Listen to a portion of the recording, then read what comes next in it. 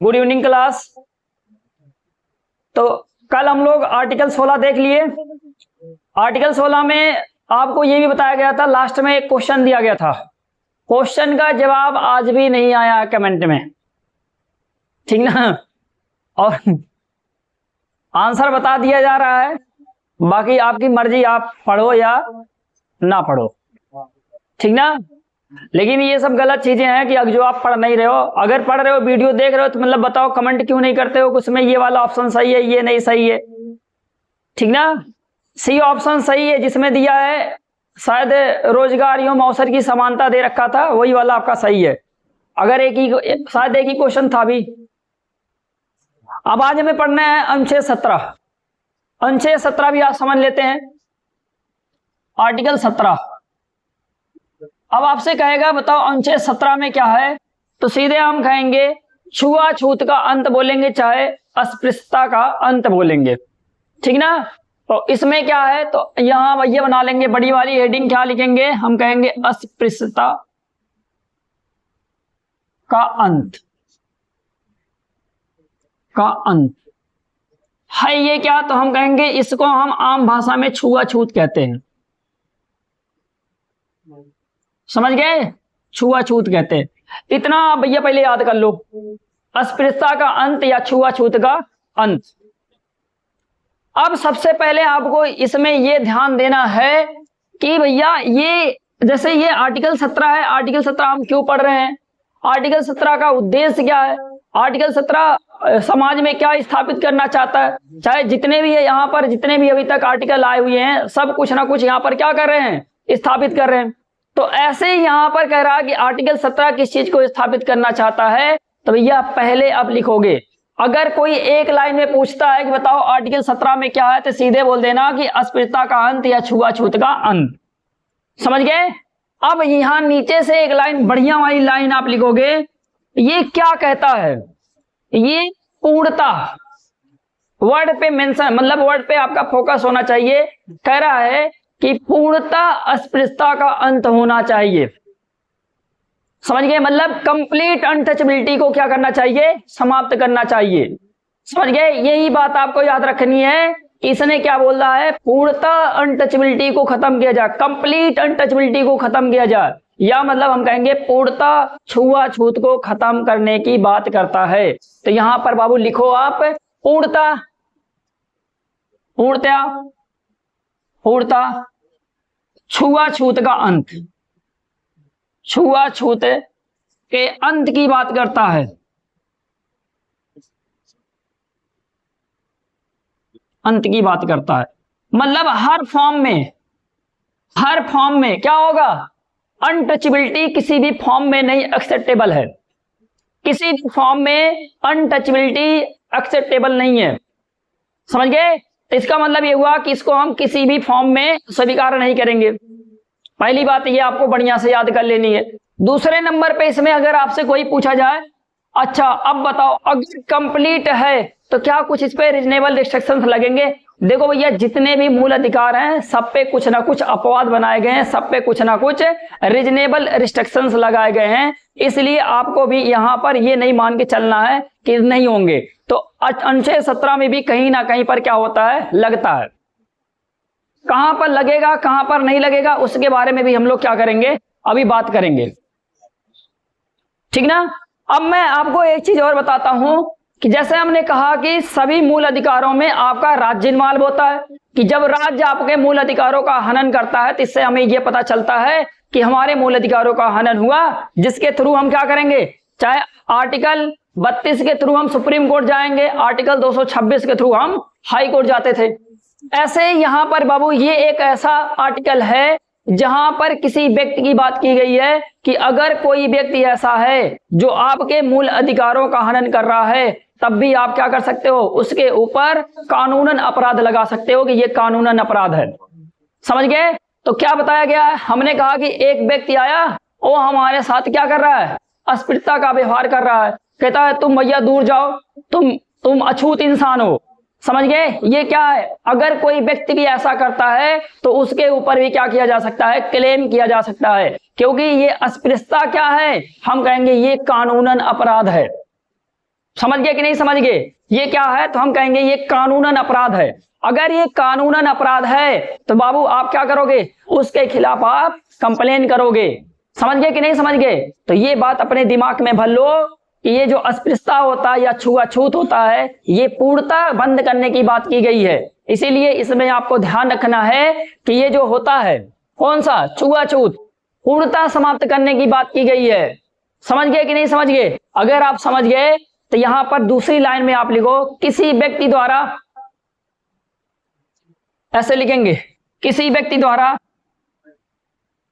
किसी व्यक्ति की बात कर रहे हैं, नागरिक की नहीं बात कर रहे हैं आप। किसी व्यक्ति द्वारा या राज्य की बात नहीं कर रहे, किसी व्यक्ति द्वारा दूसरे व्यक्ति को अछूत मानने पर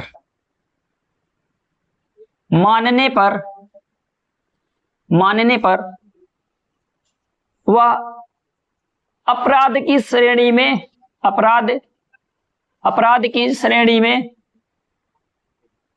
आएगा। समझ गए? अतः हम कह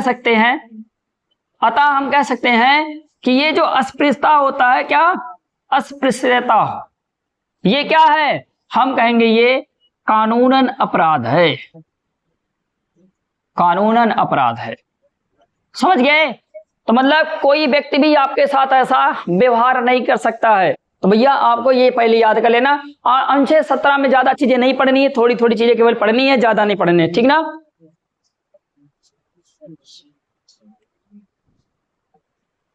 अब आगे देखो, इतना अगर बात आपको समझ में आ गई है तो आगे हमें क्या समझने हैं? आगे हमें थोड़ी इसके कारण को समझने कि इसको हम क्यों लेके आए हैं, या इसका हम कैसे कैसे हम प्रोटेक्शन दे रखे हैं। भैया कुछ लोग होते कर देते हैं, अगर कुछ लोग कर देंगे तो बताओ हम क्या प्रोटेक्शन देंगे?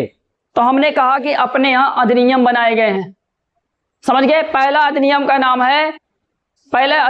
नाम है प्रोटेक्शन ऑफ सिविल राइट्स 1955। समझ गए? अभी मैं लिख रहा हूं, यहां नहीं लिखूंगा, दूसरे में लिखूंगा। पहले आप लिखोगे इसको हम संरक्षण कैसे दे रहे हैं? अनुच्छेद 17 को किसके थ्रू संरक्षण दिया जाता है? तो हम कहते हैं अनुच्छेद 17 को ऐसा लिखो, संरक्षण प्राप्त। इसको संरक्षण इस आर्टिकल को कहां से प्राप्त है? तो भैया पहले यहां पर लिखोगे protection of civil rights, protection of civil rights act 1955। समझ गए? अगर किसी भी नागरिक का अधिकारों का हनन होगा तो हम क्या करेंगे? इसके थ्रू हम क्या कर सकते हैं? क्लेम कर सकते हैं। क्लेम का मतलब हम उसके खिलाफ मुकदमा दर्ज कर सकते हैं, मतलब हम दावा कर सकते हैं। और क्या बनाया गया है? और एक और अधिनियम बनाया गया है जिसके थ्रू इसका संरक्षण होता है। क्या बनाया गया? SC ST। क्या लिखोगे? SC ST अत्याचार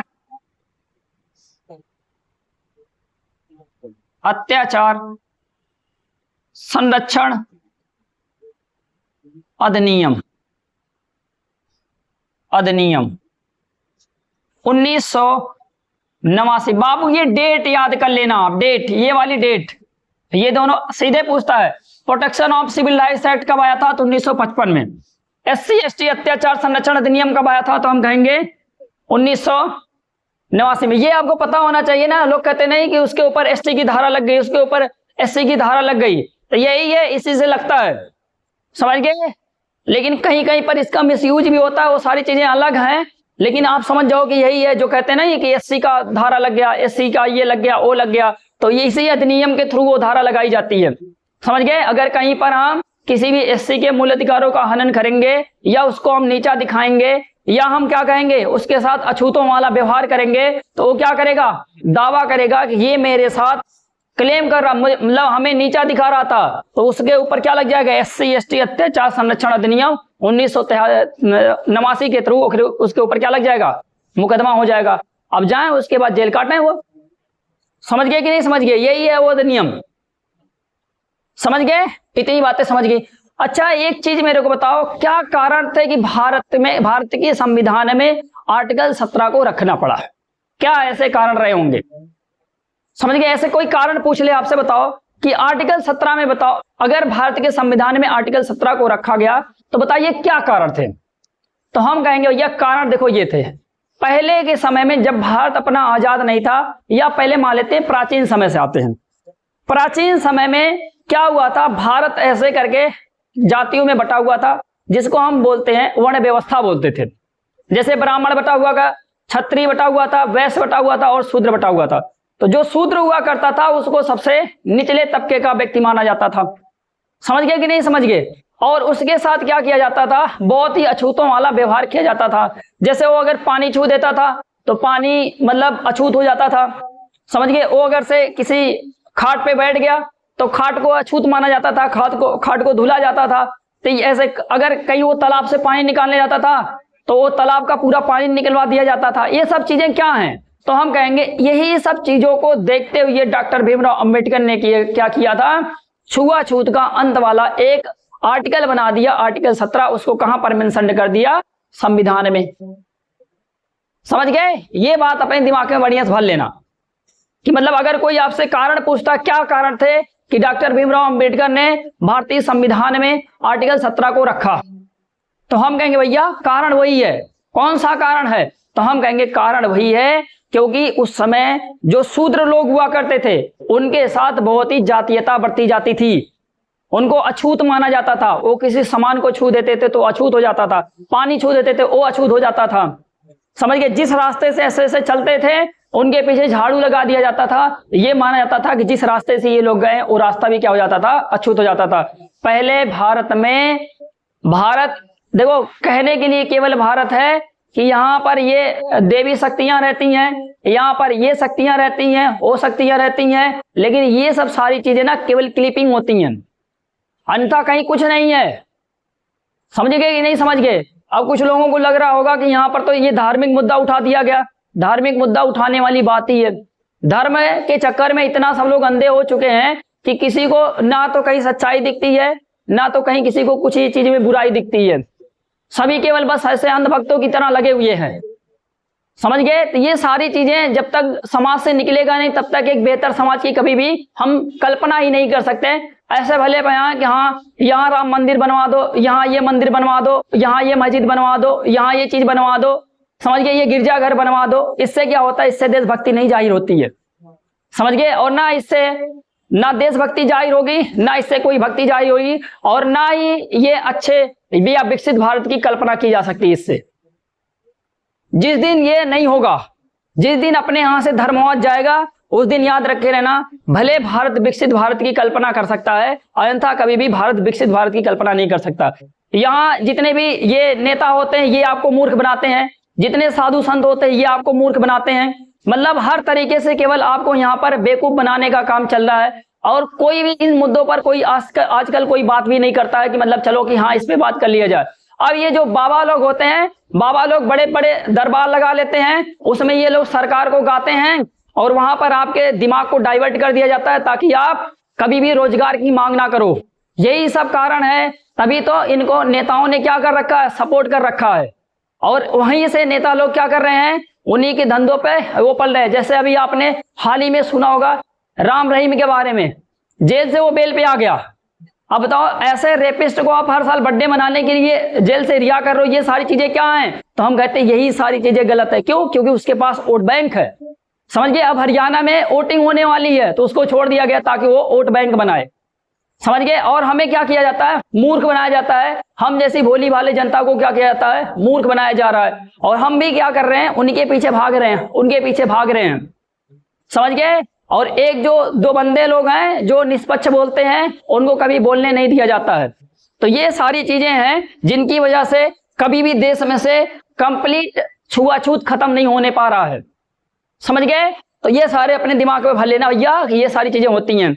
अच्छा, अगर हमने अनुच्छेद 17 को लाके संविधान में मेंशन कर दिया, अनुच्छेद 17 को लाके हमने संविधान में मेंशन कर दिया, तो भैया बताओ इसके क्या उद्देश्य रहे होंगे? तो इसके उद्देश्य रहे थे भारत में समानता हो, लोगों के बीच में बंधुता हो, भारत एक न्यायप्रिय देश बने, मतलब ये सारी चीजें बने। क्या क्या मैंने बोला कि भारत के लोगों के बीच में समानता हो, भारत एक न्यायप्रिय देश बने, समझ गए, भारत के लोगों में बंधुता विकसित हो, समझ गए, ये सारी चीजें होती हैं आर्टिकल 17 के उद्देश्य में। समझ गए कि नहीं समझ गए?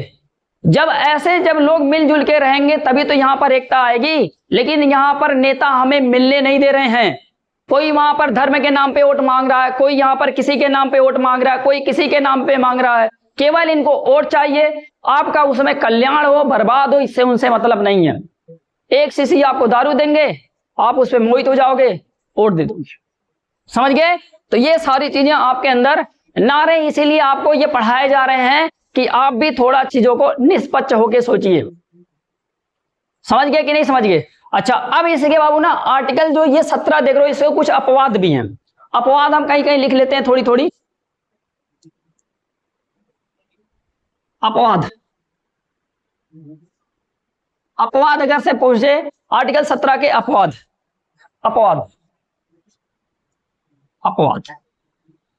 आर्टिकल 17 के अपवाद क्या क्या अपवाद में लिखते हैं। अपवाद का मतलब जो चीजें नहीं होनी चाहिए वही हो रही है। मतलब इसकी डेफिनेशन क्या कहती है, पूर्णतः यहां से क्या खत्म हो जाए, छुआछूत खत्म हो जाए। लेकिन बाबू अभी मान लो कोरोना आ गया या कोई वायरस आ गया, तो हम कहते हैं वहां पर आपके साथ अछूतों वाला व्यवहार करना पड़ता है। समझ गए? वहां पर आपके साथ अछूतों वाला व्यवहार करना पड़ता है। क्यों करना पड़ता है बताओ मेरे को? क्योंकि बाबू you are a property of state, आप राज्य की संपत्ति हो। तो अगर एक व्यक्ति को वायरस हुआ है तो दूसरे व्यक्ति में भी वायरस चला जाएगा, तो आपको भी परेशान हो जाओगे। इसलिए कुछ कुछ जगहों पर यह रोक लगाया जाता है। मेडिकल क्षेत्र में ये लगा दिया जाता है। और जैसे अभी मान लेते हैं कहीं पर रेड जोन होगा, वहां पर आपको नहीं जाने दिया जाएगा, वहां पर भी आपको मना किया जाएगा।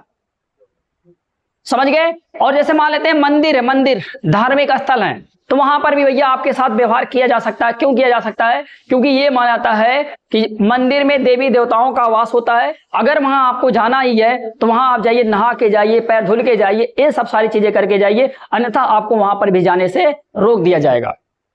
समझ गए कि नहीं समझ गए? तो ऐसे ऐसे कुछ जगहें हैं जहां पर हम क्या करते हैं कि ये आपके ऊपर रोक लगा दिया जाता है। ठीक ना? समझ गए? तो कुछ जगह जैसे अभी कहीं बीमारी कोई फैल रही है तो उस बीमारी को ना फैले इसलिए आपको रोक दिया जाता है।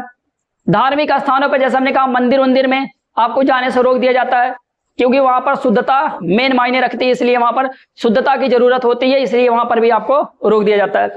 समझ गए? अच्छा, अब एक बात होता है, क्या क्या आप लिखे अपवाद में? समझ गए? तो ऐसा लिख लो पहला वाला, संक्रमित क्षेत्रों